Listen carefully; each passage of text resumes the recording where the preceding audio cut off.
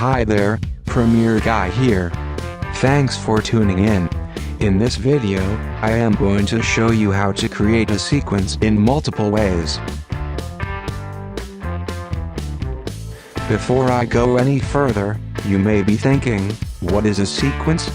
Well, a sequence allows you to tell a story with multiple video and audio clips mixed together to make a meaningful order so that the storyline can be told. This is how videos are made. First, you will need to download some video clips. I suggest the website Pexels Videos to get royalty-free content. I'll put the link in the description for you guys. The first method of making a sequence is simply by dragging and dropping it to the timeline, which is another word for sequence. This way, all of the video settings including the dimensions, frame rate, and the rest, are applied to the actual timeline. To delete anything from your project media panel, just select the item that you want to delete, and click on the trash can. The second way of making a sequence is just by right-clicking the first video clip, and choosing a new sequence from the clip. Pretty easy, right?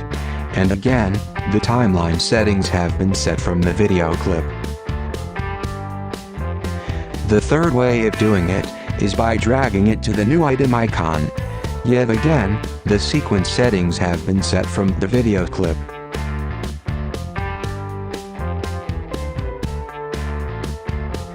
The final way is by selecting the new item icon, and then sequence. From here, you can pick the camera that you shot with, and it will get the necessary settings for your timeline. There are hundreds to choose from.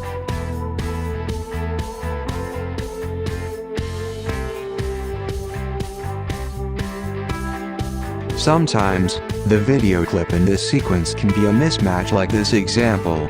Usually the sequence and the video clip have a different dimension, frame rate and video codec type. To fix this issue, simply click Change Sequence Settings. If you really wanted to keep the existing settings, you can, but it can cause some problems later in the editing process. For this demo, we are going to pick Change Sequence Settings.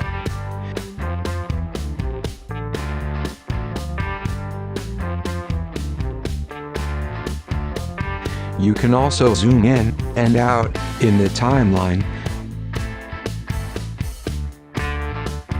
by grabbing the handlebars vertically and horizontally so you can see what you're doing. That's it. You have now learned how to create a sequence in Premiere Pro.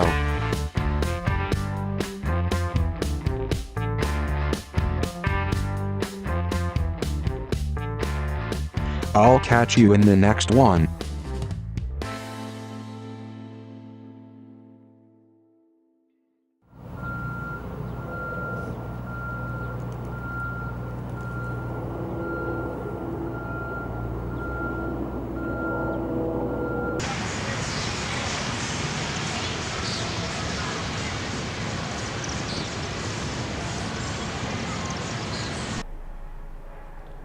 Don't forget to subscribe.